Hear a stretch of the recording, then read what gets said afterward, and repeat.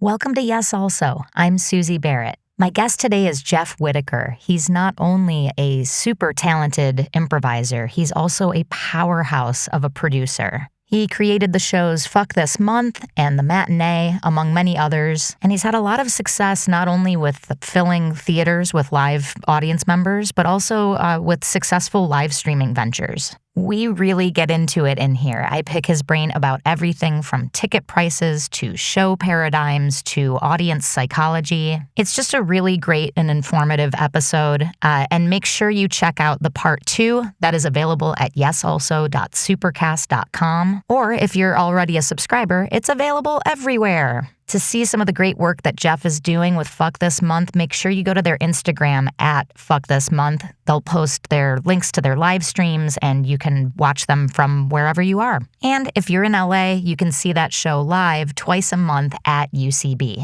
And now, here's Jeff. Jeff, welcome. Hello. Hello. I know. Thanks for having me. This is so fun. Yeah. You've been on my list for a long time. That is crazy to me. I think I told you this, but like when I moved to LA, Sentimental Lady was like the show that I watched. Mm-hmm. So being here, it's like fun to look back and be like, oh, I would not have like being in this chair right now is so cool and special to me. So thanks because for having this chair was a team member of Sentimental Lady. Yeah. Joel could only do this chair. He didn't want the Bentwoods. He was like, mm-mm. No. Can you imagine? That actually would be a funny improv show, like a bit show.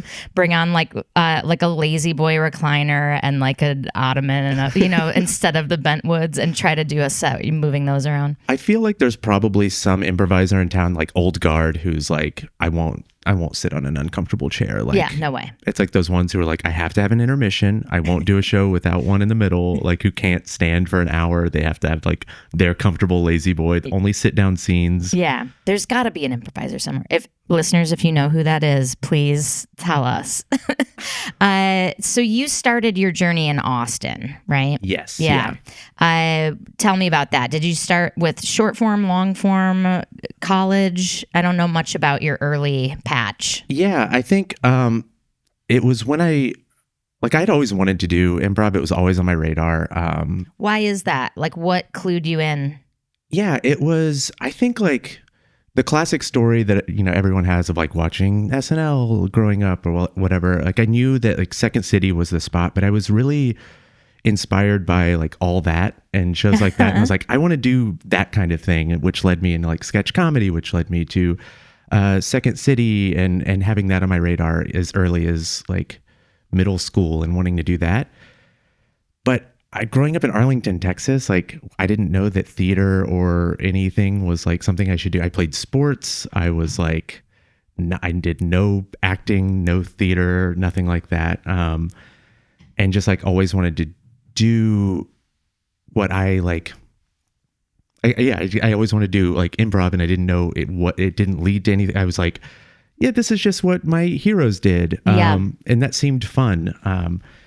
And, Dallas, Texas had like short form. That was all I was aware of. And, like we'll probably get into more of this later, but long story short, like when my parents passed away, I moved to Austin and was like, oh, I see several different spots. So I went to the Hideout Theater first, which like started with short form, but then was like, that's not for me. I want to do long form, which was Cold Town Theater. What about short form wasn't for you? I think it felt like I could see the formula of it, and I didn't like that I was seeing multiple performers kind of like do the same sort of things, which is like, maybe I was probably just seeing bad short form, but I didn't like that I could see it after just like a small sample size of being like, I can see the math going on, and I didn't like that. And that is like a shadow side of short form, even with great short form, where it's like you can't help but develop go-tos because you know things that work. And because there's a limited scope, each game is so narrow.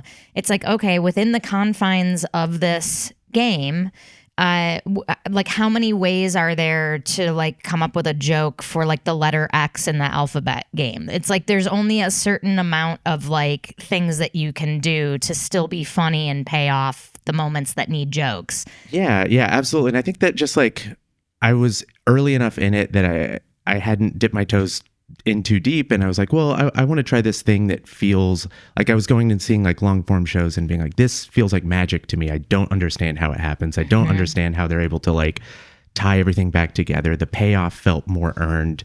And so I was kind of drawn to that. So I went over to Cold Town, which was like a nice 35 seater, really like at that time, very like grungy. That was their old space. Yeah, the old one under the bookstore where I learned all kinds of weird Texas laws. Like you couldn't have, like they couldn't sell alcohol at Cold Town because it was under a video store.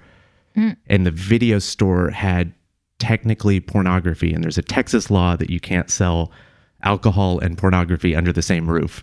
So they couldn't get their liquor license. And I was like, oh, great. Texas. I mean, officer, I would like to just point out that technically the roof of our theater is the floor of the video store. So we are not under their, I guess we're under their roof, but with another intervening roof. And therefore, I would like to argue clause 601. And by that time, the cop's already gone. Right. Yeah. Jerking off to the porn he just 100%. got at the video store. Yeah. It was primo. Drinking in his car. Yeah.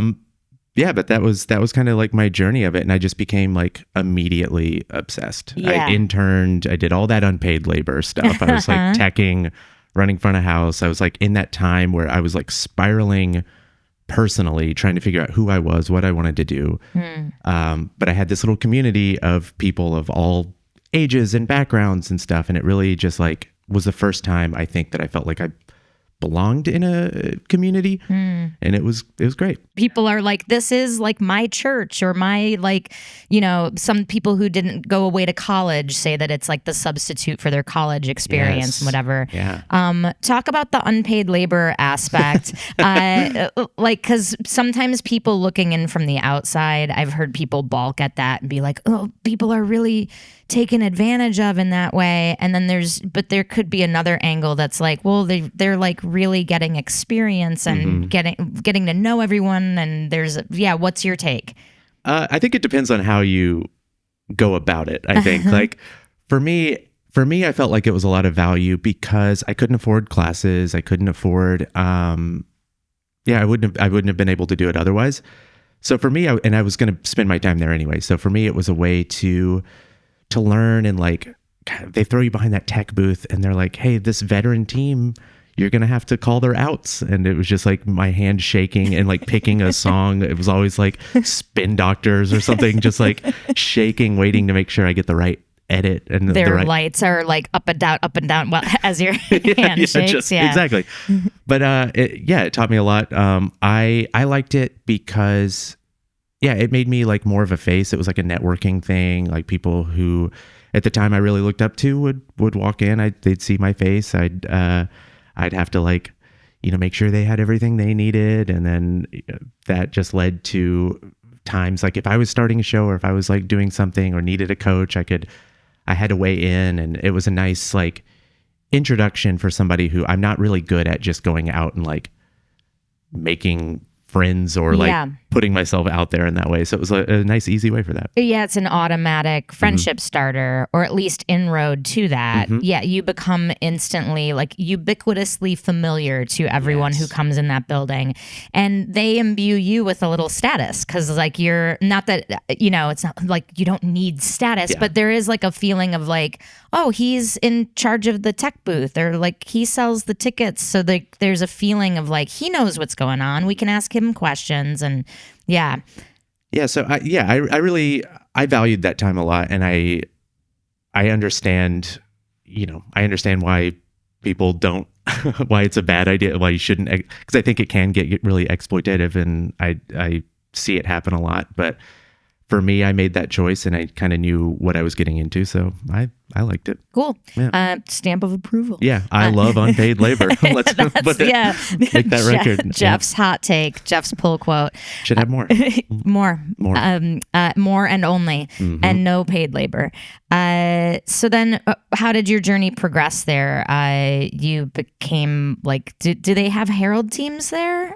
They have house teams. Yeah. They did. The curriculum looking back, I'm sure it's changed, but was so weird. because it was like, you go through the first few levels, it's all scene work, all very, important. And then I think it was like level 5. Every week you just did a different form and you didn't really master it. You just kind of like, that's the Laurent. And you're like, okay. We had that at I.O. in Chicago. There was like a level 5A and a 5B. And one was like advanced scene work and herald work. And then the other one was forms. And it was like learning different techniques every week. Yeah. Yeah. Which I guess the idea was like, oh, find what you like, find what sticks. And I remember being like, well, I want to do more of that. And then you don't. And then you just kind of like, you do your graduating, I think they had 6 levels, which is too many levels. Yeah. So I think the 6th level was like, you pick as a class, you do some new form, which seems like a bad idea because you don't even know the old ones. And then you just like work on that and then do like a few class shows and then you're just thrown out into the wild. Yeah, thrown into like literally like blindfolded, driven out into the middle of a jungle and dropped out of the truck and have to improvise your way back to town. Yeah, a lot of bits, a lot of hitchhiking bits. Yeah. Do you have a favorite form now, like among all the ones that you've dabbled with? I love a deconstruction. I love it. Are we talking classic, like Miles really style, long, like the nitty gritty? Yeah. Yeah. And I haven't done it enough. I'd be awful at it now, but I really liked that. I liked the, I was just talking about how I didn't like the math of stuff, but I liked the structure of that and really having to analyze it. It made me a better listener at that time. And I think like right now I'm doing a lot of like premise stuff, which is good, but I think I'm losing a little bit of some of the artistic background of some of those old formats that I really like, and I'd love to explore more. Do you feel like premise work lessens the listening, or like compare that to deconstruction? What are you listening to more in a deconstruction? I think like the deconstruction made me listen more to what and this is me being bad. This is me being a bad improviser, but like deconstruction forced me to listen more to what everybody in the show was doing, like the entire show as a whole, where I think like for me, I can get lost in premise of just being like kind of what's right in front of you. And then trusting my gut to bring things back. I'm trying to get better at like looking things as a whole, but deconstruction made me really like focus in on it. But that's, again, me just being like kind of explaining something I'm working on personally. Yeah. Well, and also to be clear, you are not a bad improviser. You're a great improviser. You're just a humble one, which is very sweet. Well, it's always like there's something to work on. And right now I'm very like, I'm at that point where for me, and I'm sure everyone, like it's all peaks and valleys. And right now I'm like, oh, I really feel like I'm really seeing the stuff I need to work on. So what else falls in that list? Right now I produce. So most of the shows I do, I am the producer on it. So I'm having a harder time lately shaking off the production side when I hit the stage. And so I'm trying to learn how to like, when I step on the stage, I'm fully present and I don't care about like what happened right before or the weird like ticketing situation that happened right before, or all the little like frills of everything. I find myself carrying that on the stage a little bit too much lately. So that's something that falls into it. That's something that like I take for granted, like not having that stuff in my brain. I can see where it would be hard to shake that. If you know that there's like 6 patrons who are upset on the sidewalk because they didn't get in even though they were supposed to have a ticket. Like, how do you let go of that? The like, the empathy for them, or how do you let go of like being self-conscious knowing that one of these lights might turn off at any moment, or I don't know. I'm thinking of like other issues that could arise, but because you carry that burden for the rest of us, we get to just walk on stage and do a fun show. And that's the goal. That's the goal as a producer, is to make it to where like everybody can show up and do what they do best, and like I'll shoulder that burden. Like that, I'd rather it be that way, but I'm trying to be a better on-stage teammate by letting some of that stuff go. But there's always going to be something. There's always going to be like a weird interaction with someone at the theater, or like if somebody starts, or traffic, and then there's like we're starting the show a little later, so they're trying to get us to cut our time of the show or whatever it is. Like, I have to take all that, consider it while on stage, and make sure everybody else is still having a fun time. And then I find myself like halfway through a show going, oh, I was not listening. Like, I was, what did you say? Like, Notice that all of your initiations are based on show times and ticket sales. Yeah. Talk to me about, we'll come back to your timeline in a minute, but I want to pause here and talk about producing. I've told you many times, I've firmly believe that you are the best producer of improv shows in LA. You do such a killer job. Your shows are always packed. You care about like being fair and paying performers. You've figured out this kind of new model that you're experimenting with of like a free show. I want you to talk about that and like let's dive into this pond. Ooh, this is I could live here all day in this little pond. I think like overall comedy is like right now where I see things is it feels like we're squeezing audiences for every dime. I feel like, there was this model pre-pandemic of just like, you go at $5, you get to go and experiment and try out a show. Like $5, what is that? You can see some of the best things in the world, people like really trying some stuff. But people weren't getting paid for shows. So, that's its own problem. Now that performers are getting paid, theaters have been like, well, we'll combat that by just tripling ticket prices so that we can pay performers. And now you're looking at like $15, $20, $25 shows for improv, which is like, for me, is like a tough pill to swallow. So I kind of approach producing shows in that light of being like, I need to respect the audience that is like paying hard-earned money. They're coming out, they're driving, they're taking, like, I don't like to go anywhere at night. They're taking time out of their day to like park and like make plans with their friends, come out. So I try to produce a show that like is respectful of all those. Like, I don't want long hosting bits at the top because like nobody wants to hear that. It's so self-indulgent for somebody to just like be up there talking that like they've never heard of. And man, I was at one last week where the host was like a show with like multiple like 5-minute performers, and the host was doing like 5 minutes in between each 5 minute, and it's like, buddy, we're not here to see you. What are you talking about? Keep it moving. and by that time you're just exhausted, and it's like if they're sitting there, then the first thing somebody is being like, is this worth? It's like getting if you go to a nice restaurant and you order something that's like $50, you're like, first bite better be good. First bite better be good. And the rest of the bites can be an absolute dog shit. But if you've proven yourself with that first bite, then like dessert can be a weird swing, all those things. But like that first bit is like super important. So I try to get like right into a show and try to make it to where it's like the audience feels safe. The audience feels so that they want to come back and like, if I can find ways to cut the price, or like I give out a ton of free tickets because it's just like, I want people to experience this thing because then they're likely to come back, and like, those are the people I'm interested in. I don't like doing like tourist shows or those like Friday or Saturday night UCB shows are weird because it's like $20-something tickets, and it's like an older crowd that comes in like with that prove it attitude. And you're just like, this is, so your first segment of a show is just like really safe improv. Like that feels weird. And like teaching them what improv is. And how do you give away free tickets? Like just like massive amounts of comps for the performers and their friends, or are you doing giveaways or?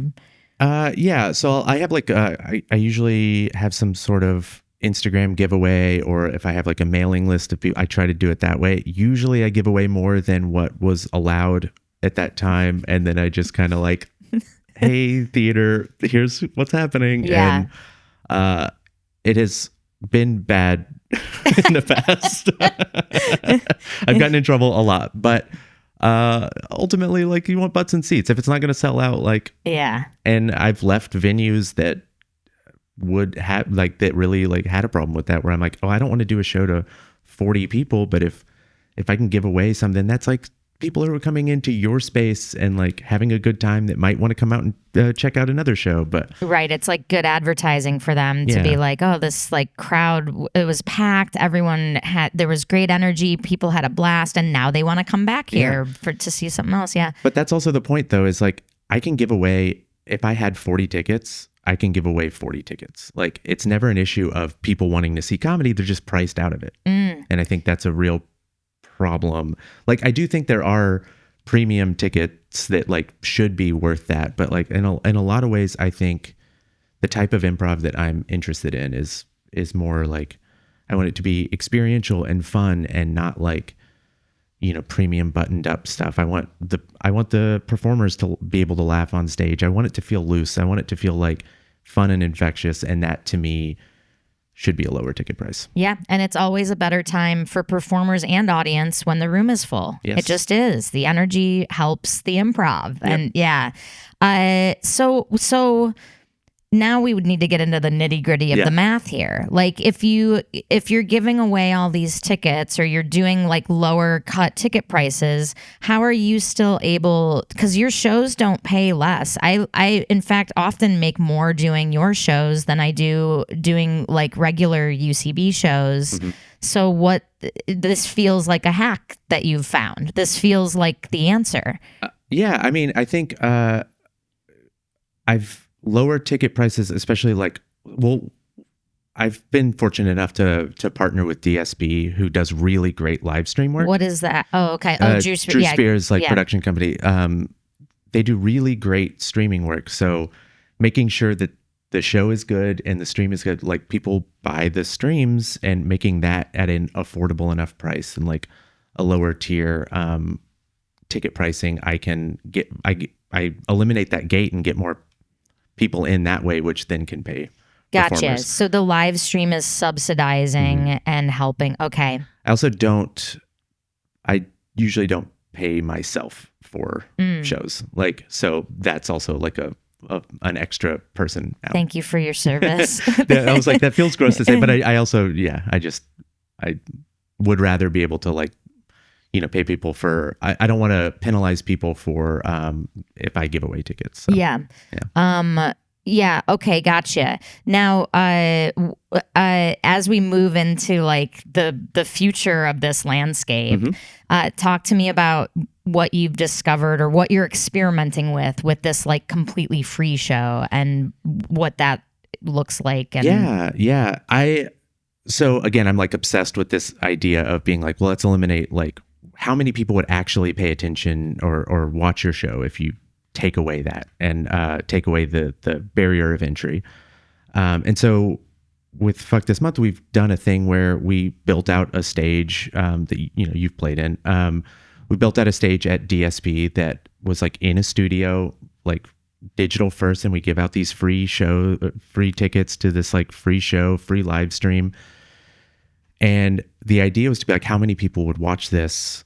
Like, and what I've found out was, you know, right now LA landscape is very much like you have to sell tickets. So who from TV or the internet or whatever can you cast to be in these shows to like, you know, sell those tickets? And by doing the free show, it doesn't matter as much. Like people are willing to, they still want to watch comedy. It's just less like, do I have to pay, am I paying $20 to see a bunch of people I've never seen, or can I go see that same person or see a person that I enjoy at like whatever Dynasty Typewriter for $25. But by doing free shows, like more people were paying attention to it. And then we'd do a donate link afterwards. Like if you liked the show, all the donations will be split amongst like the people who put it on and the performers, and you get just as much, if not more, from donations. That's what's interesting to me. Like, so people end up donating anyway, but it's like it's like a try before you buy. Yeah. They get to watch the show first, and then if it's great and they loved it, they pay what they think it was worth. And if they don't have the money, then that's also okay. Yeah, absolutely. I mean, again, it's like we all want a warm room. We all want to feel like we're coming into people ready to laugh, not like prove it. So we're doing, we're there just to like show everyone a good time. And then afterwards, like, yeah, some people are really generous with those donations, and we don't require that. Some people are like, I can only give 5, and they're really like apologetic, and I'm like, no, that's perfect. And some people are like, that was a $50 show, and you're like, okay, yeah, great. Wow. Like, yeah, people have given $50. Wow. Yeah. Cool. And it's, that to me, I think is like a more interesting place to operate out of, where it's like, because also, I don't know, like if we did a bad show, it'd be like, yeah, we didn't make much because that was a bad show. It's so equitable because everybody knows their own ability to pay what they can. Like, do you know this thing that like in Switzerland, traffic tickets are priced according to what someone's yearly salary is? Oh. So like there was some news story like a few years ago about some like, hedge fund manager who got a speeding ticket, and the ticket was over $1 million. Because he makes like $30 million a year. So it was like, they price it to where it'll like be a pain point for you, but still affordable. So that's what I should do. I should ask for pay stubs. Yes. Yeah. Great.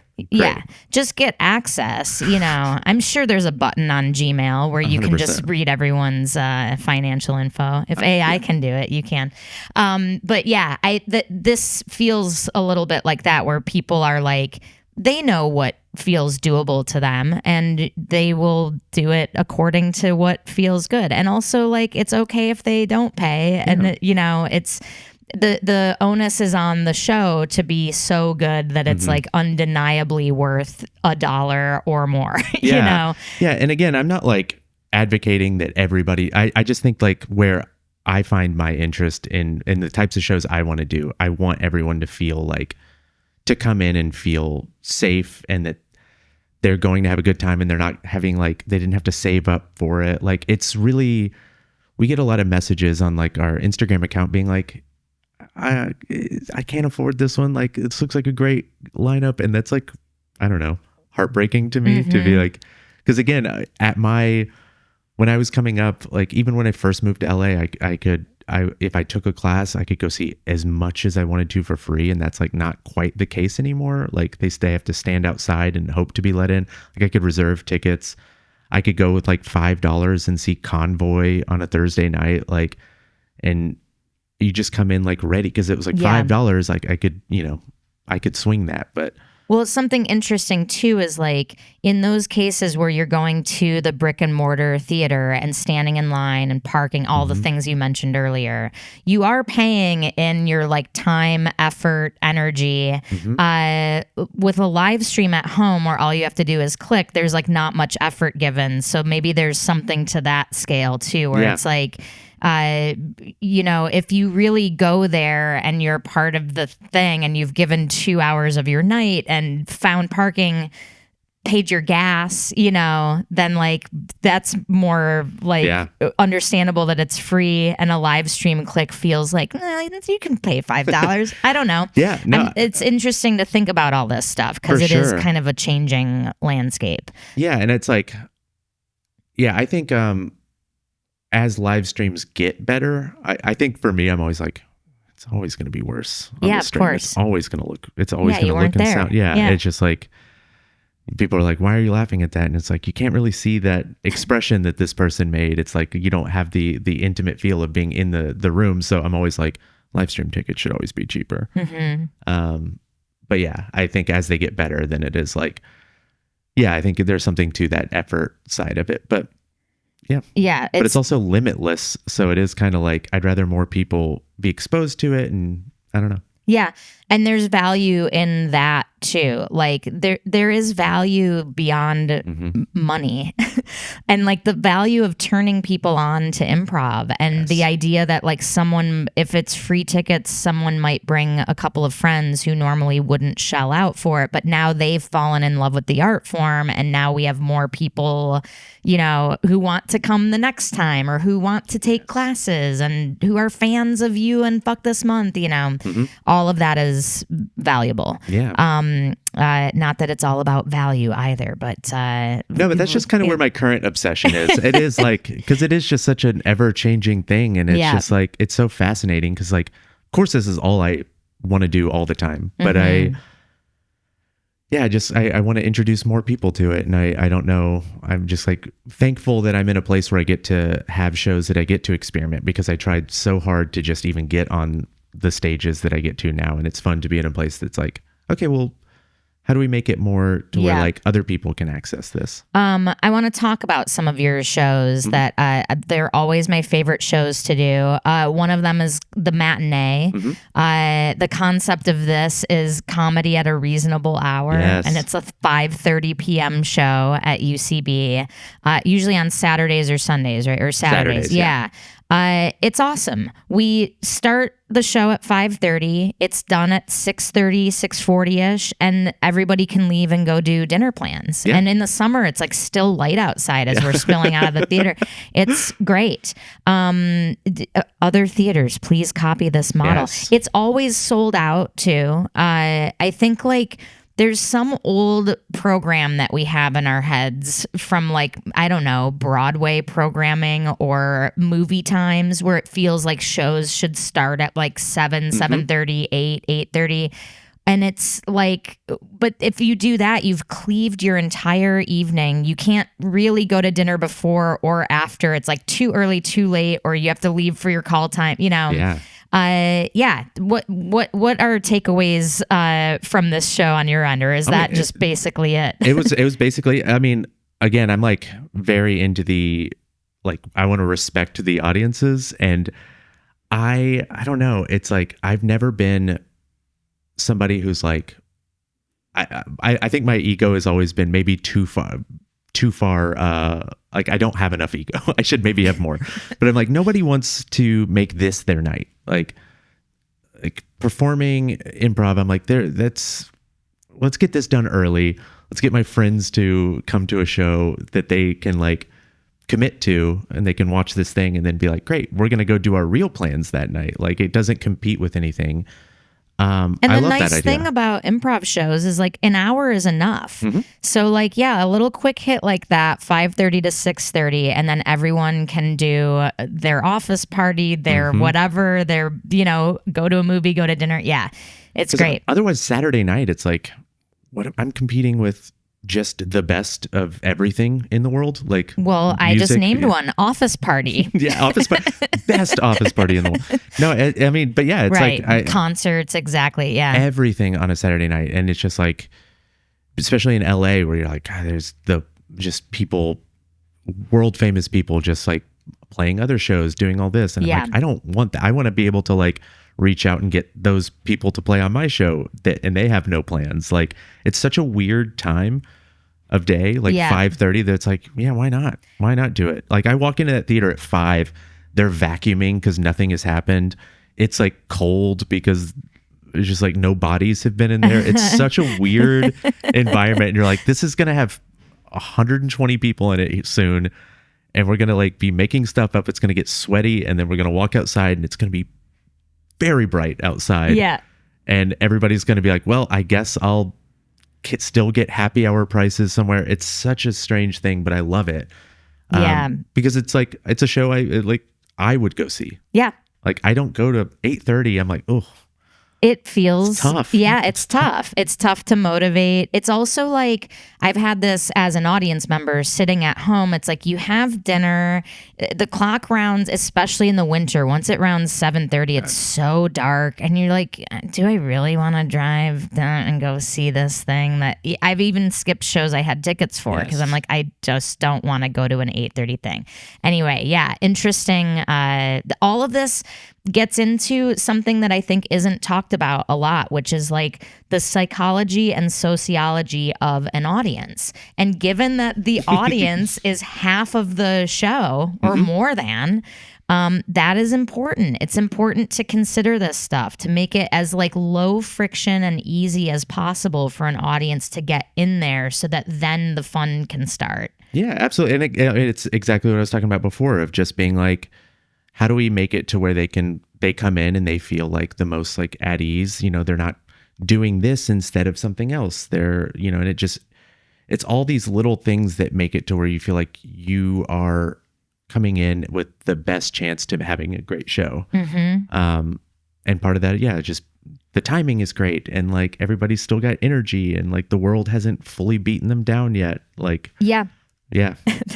They're not jaded at 5:30 p.m. Well, that same show Sunday at 5:30 doesn't work in my opinion. Sunday at 5:30 they're like, oh, work tomorrow. Yeah, like this is our last chance of the weekend. Like there's football games, there's award shows, there's everything happens. Like I don't like Sunday nights anymore. Used to be a prime comedy slot and used to love it. Now I can't. It's hard. Yeah, COVID turned us into our like hibernation people. Yeah. And there's that weird duality now.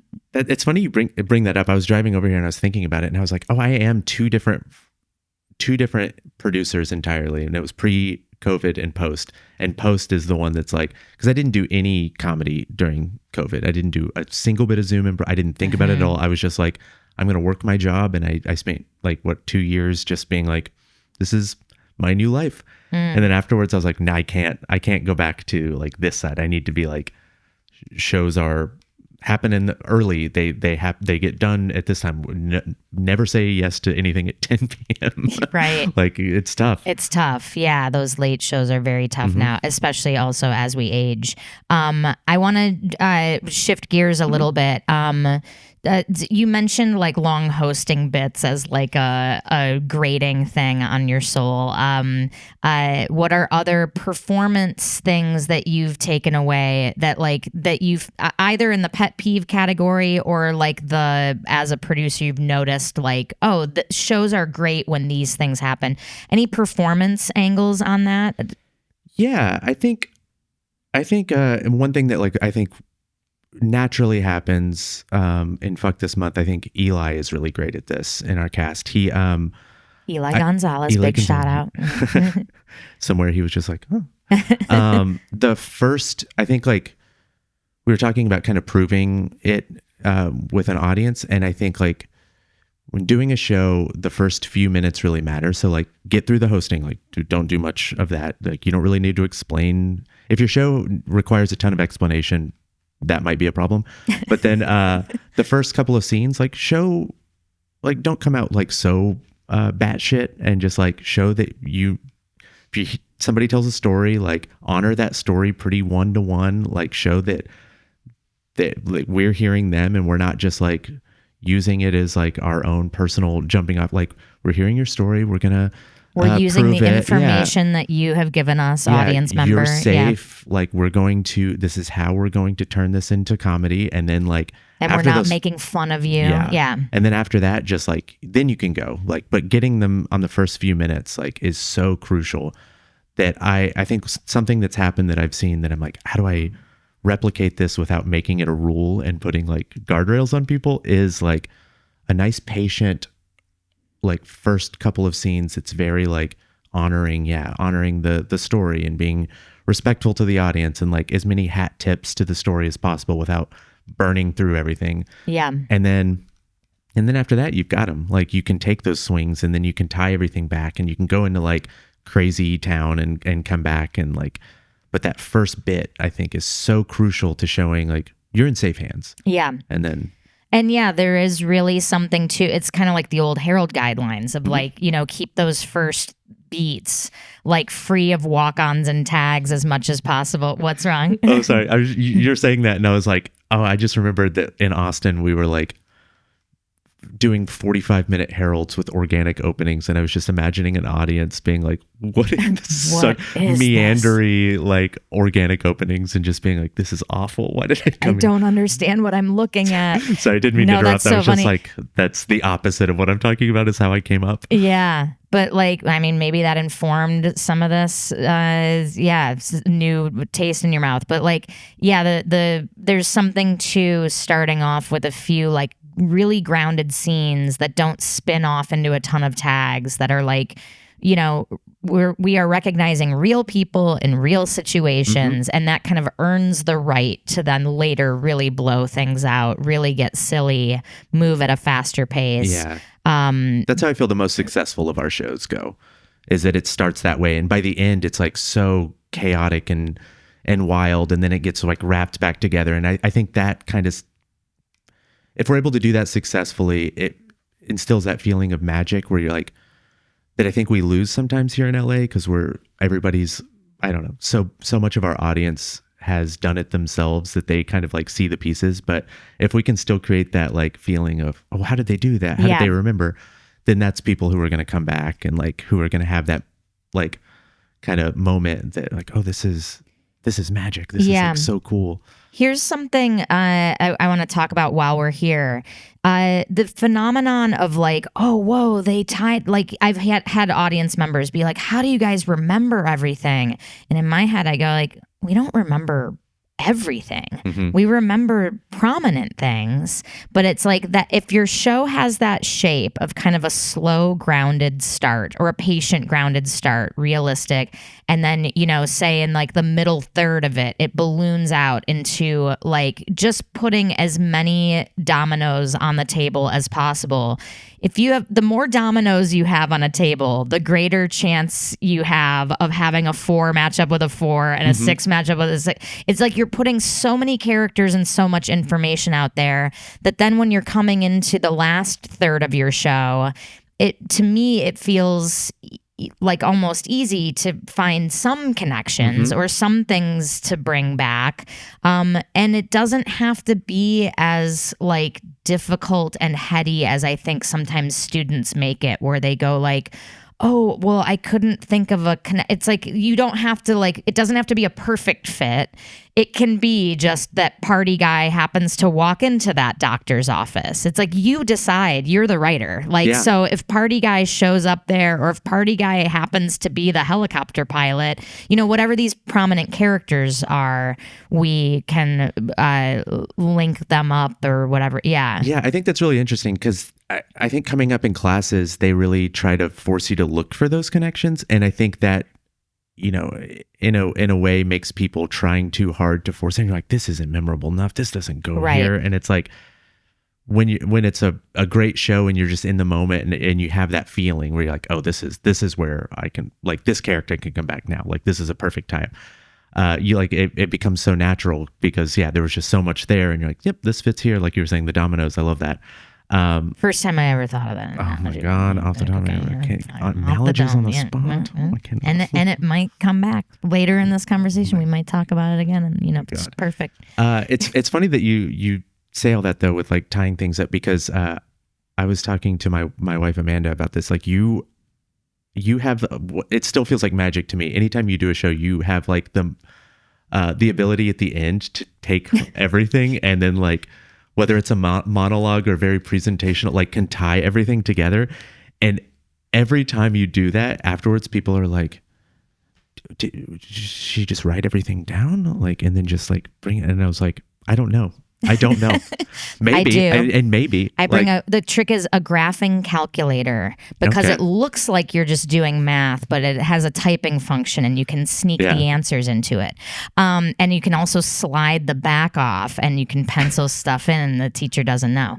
So I want to ask, like, how did you come up with, or like, how did you find that skill? Like, what was it that activated that part of your brain? Because that to me is really... I do think like one of my like personal kind of like leanings, like if I have like a skill in improv, it leans towards connections or seeing things that will be fun to like mash up together, or places to take something that like overlays with something else. That is a skill more so than like disappearing into a character, or you know what I mean? Or like really totally believable object work, or other skills you could name. But I will say I had like 3 shows in a row with you in particular. It was like a Fuck This Month, a matinee, and maybe that like Drew Spears show, where that happened, where like I drove home from the third one going like, I have to stop doing this shit where I force a monologue or like become a narrator, or like, you know, it was like by the third time I was like, oh God, am I the worst to improvise with? Or just at the end of the show, I like step forward and do a giant soliloquy and like force. You think that, and then I was like, I've got to start doing a monologue at the end of the show. Like, I was like, oh, it's my responsibility as a producer to be like, I need to learn how to tie this up. No, it's honestly like the best gift, because it is like, it was like a nice way of being like, hey, remember these like there was like the matinee one where it was just truly everybody's character got called back at like a big party at the end, and it was so delightful. And it was just like one of those things that I feel like as an audience member, if I was seeing that, I'd be like, this is magic. And I think that's like a thing that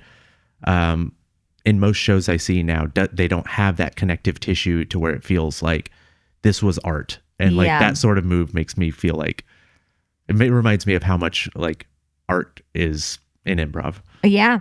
Well, I love that like theatrical style stuff, like the stuff where it's like, okay, if this was written by a playwright, what device would they use? And like remembering that we can be a little bit cheesy or stylized, or take a weird big swing and trust that those train tracks, that if we keep building the train tracks, we will finish the track before the train barrels over us. Like we can do it. Yeah. So sometimes it is just like a weird, confident leap off of a cliff. And in those moments, I don't have it. Like I'm just trusting that by the end of the speech, I'll do it. Or like, it's like those like speech moments are like, it's a cheat in a way. 'Cause it's like, if something is already on the table, so like let's say like one of those shows was like there was a run about TED Talk speakers. So given that was on the table, then at the end I can overlay a TED Talk on and act like the people on stage are my slides, and then go next slide, and then like now I'm overlaying theory and philosophy on top of the characters we've already seen. And, I think that one we were talking about like the butterfly effect or something. So it's like this happened and that affected this. And over here in suburbia, this man pulled a thing out of a fridge. I'm just naming things that happened in the show and lying to the audience and saying, and that caused this to happen. But it's like, it's a forced connection. Like a man pulling a beer out of a fridge did not cause a kidnapping on a highway, but because we had butterfly effect on the table, that's earned. I would take an 8-week course on this. Just I wouldn't know how to teach it. Yeah. We just talk forever, and then you sum it up, stand up and sum it up. Yeah. In whatever way. But it's all about like, it's like using something that's already there, and then like, how can we stylize that? So the matinee show one was like a big thread of the first half of the show was someone who wanted to start their own church, or start their own church choir outside of the church.